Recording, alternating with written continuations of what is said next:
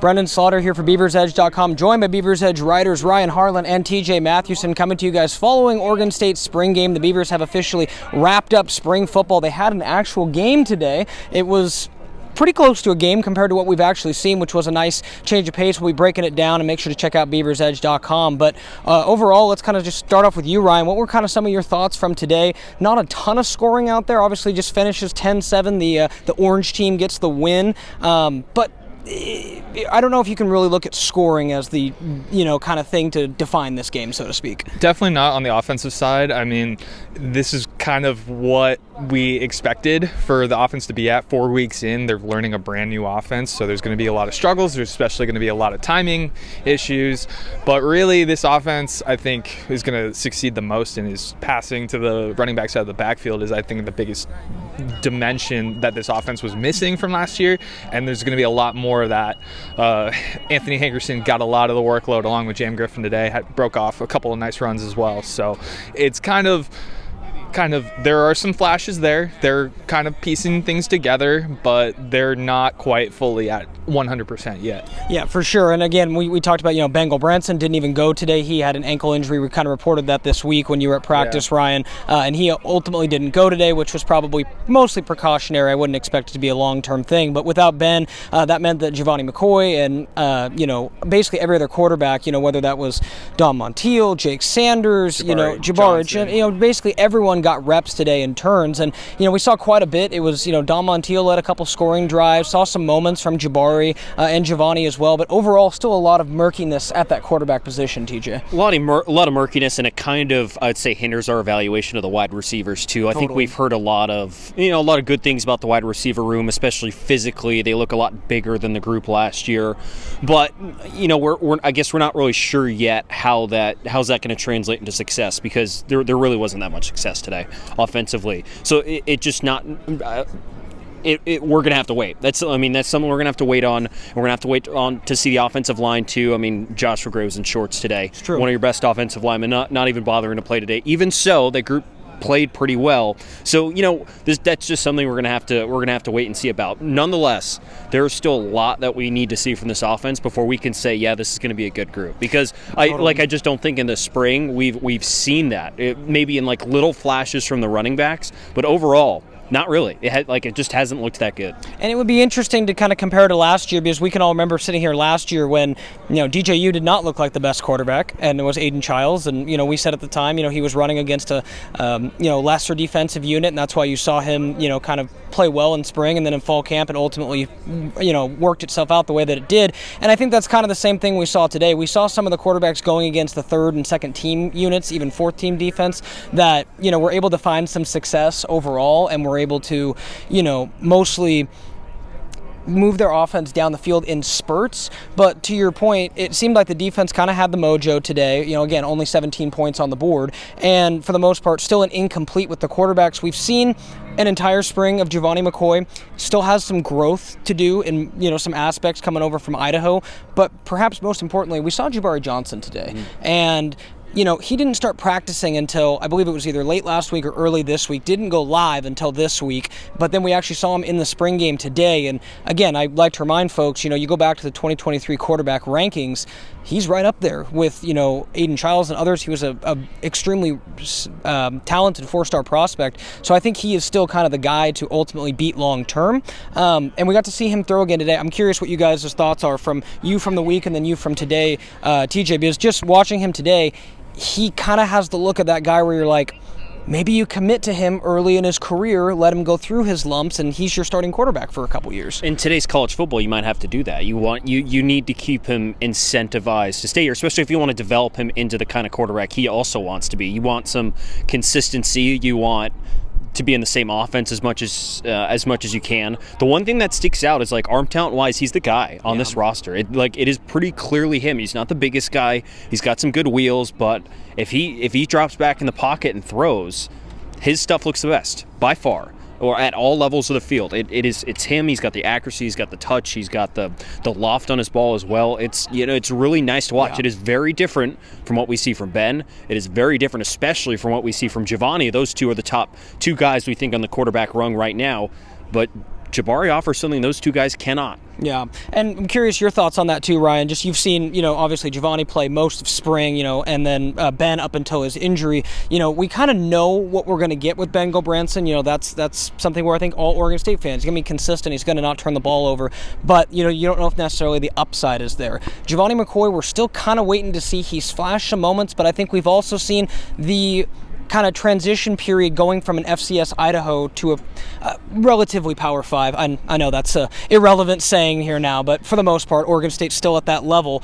Have you kind of seen that adjustment period take longer? And also, what are your thoughts on Jabari heading into fall camp? So from what I've seen from Jabari, at least from this past week of going live, he definitely has the arm talent, as TJ mentioned. Arm talent's the biggest thing from him by far. And in practice, and we didn't quite see it as much today, but in practice, there's a few times where his timing was pretty good with the receivers. He fit in a ball in tight coverage to, I believe it was Jalen Holmes, and Aiden Sullivan was in coverage, and had that been just a fraction of a second late, that probably would have been either picked or would have been a pass deflection. So he definitely has the upside for sure. Jabari definitely does. Now, as for Giovanni, that's a little bit more of an adjustment period. I think Thursday was his better day. We'll kind of have to wait and see how he looks in fall camp, but he's definitely had a longer adjustment period than I thought DJ did from last year. But then again, DJ is coming from Clemson over to Oregon State, FBS to FBS, so not quite as comparable of a move as Giovanni's. And then Ben, we all know what Ben brings, and it's not anything wrong with having a game manager. I think that title most people throw around, but it's not a bad thing. You want your quarterback to take care of the ball and not turn it over. So it's really kind of an interesting, I would say, quarterback battle headed into fall camp. But there's definitely a role where I think, or a spot where Jabari definitely pushes for that starting spot. No, for sure. And then additionally on offense, before we switch over and close on the defensive side, again, Brenden Slaughter, T.J. Mathewson, Ryan Harlan here for BeaversEdge.com. The other thing on offense, I think we've kind of talked about the running backs, and we've read in our reports, despite the loss of Damian Martinez, that room is still set up for success. You talk about what Anthony Hankerson, Jam Griffin bring, and then they've got, a couple guys coming in the fall as well, and Isaiah Newell as well. So I really think they will be okay, and especially with the way that Ryan Gunderson's kind of scheme wants to throw to the running backs, have them be more in space. But all that to say, they still want to run the ball. I'm curious with you guys, it's been a bit of a shuffle with the offensive line. Obviously, you go from a massive standard the last couple years with dudes who were just ballers up there. And, you bring back Josh Gray, but he didn't play, obviously, in the spring, as we mentioned. A couple transfers coming in, still got one projected to come in from Colorado and join the mix as well. It's been a shuffle. Do you think that by the time fall camp comes around, that'll be a position of comfort for Oregon State? I definitely think it will be, and also, too, I don't expect too much of a drop-off from Coach Mahalchek to Coach Devan. Basically, the sense I got from Devan was, hey, we're going to keep that standard of what we've done before, but we're not going to divulge from that standard in any way. Devan knows what this room is capable of and what they've done this past year, and he wants to uphold that by far. I think the offensive line shuffling around does play a little bit of a role in the run game, trying to get going a little bit, especially during spring ball. But at the same time, it's good experience, because if you run into injuries and you run into a situation like the Beavers did with the departures before the bowl game, that's definitely going to be valuable experience if you run into that situation at some point in the season, because anything can happen. And then, to kind of close out on offense, we kind of know what the tight end position stands. Jermaine Terry is kind of the leader in that room. I expect the Beavers to work in a couple more guys and potentially even look at the portal to kind of add some depth there between now and the start of fall camp. But receiver, you mentioned a little bit earlier, TJ, you think it's a bit of an incomplete as far as, the many guys coming in at quarterback, the fact that they're still learning an offense. We just talked to Trent Walker, they're still feeling things out a bit, and then perhaps the biggest player, Darius Clemens, the Michigan transfer, also doesn't suit up. So it really does feel like an incomplete, even though it does, from the eye test, look like there's more size, maybe more athleticism in that position. And we didn't see Jordan Anderson that much at all today, too. He suited up. He was in a jersey, but he didn't really see him do much at all. And, as a highly touted guy coming in here in the latest recruiting class, he's supposed to make an impact out here. So really, it's really an incomplete. It's an incomplete on both the quarterbacks and the receivers part. Not fully healthy in the receiver room, not fully healthy, and not really fully entwined with the offense on the quarterback side. Those two need to, they need to be hand in hand for it to really for us really to get a full evaluation of this. So it's to see. And to be honest, like, they're going up against a pretty tough secondary group. Yeah, it's hard for those guys to get open. It's hard. There's a lot of length back there. There's a lot of speed, and it'll be tough. It'll be tough. Totally. And to that point, we'll go ahead and transition and close on the defense. And one of the things that stands out to me, we talked to Jaden Robinson, and I asked him just how the talent in the defensive or DB room looks, and he kind of paused, like, a lot like 2022. And as we all know, that was an elite Oregon State secondary, like one of the best secondaries in the country. And he said, minus some of those senior leaders, the Jaden Grants, that were kind of there leading that group. He's like, we're a little low on the senior leaders, but he feels like the talent is there. Let's start with the secondary. Obviously that's a spot where the Beavers had to kind of adjust on the fly. Jaden Robinson comes back, but they grab Kobe Singleton. Some other guys come back. Skylar Thomas is back. Still waiting to see Alton Julian potentially in the fall. Didn't see much of him, but overall, Ryan, you wrote about it on Thursday. You think there's a lot of talent in that secondary room? Oh yeah, a lot of talent in that secondary room. I think they can go 2, maybe 3 guys deep potentially. Like, even like the third team secondary was also giving the third team offense some fits, but then again, you could probably chalk that up a little bit to how the offensive line, talent, all that stuff. But like, they're very good, especially Kobe Singleton. Like, the first couple of weeks of spring ball, like, he was going around making plays with the second team defense.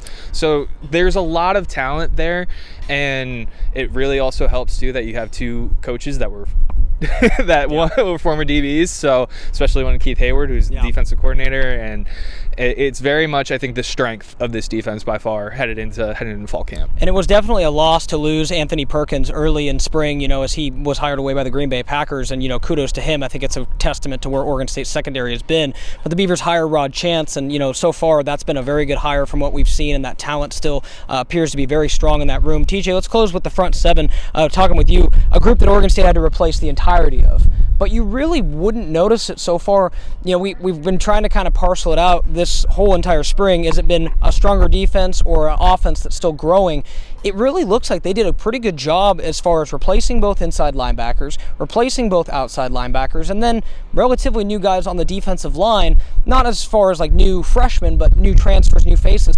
That unit doesn't really look a lot different than what we've seen the last couple years. It doesn't look a lot different, but when you miss a guy like Andrew Chatfield, I mean, his impact was felt in so many ways last year. They don't really have that, or they haven't at least shown yet to have a guy of that sort of caliber on that front 7. I mean, that's kind of what you want. You need a sort of game wrecker up there on the front, and whether it's how the offense is schemed or just sort of the personnel working into Trent Bray's defense, haven't seen that kind of impact, and they need that kind of impact to be an impactful defense. The secondary can cover as long as they want, but if the front 7's not getting home, then that's an issue, and the secondary, no matter how good they are, is going to get burned a little bit. So I think that's what I'm looking at. We went into last fall. Yeah.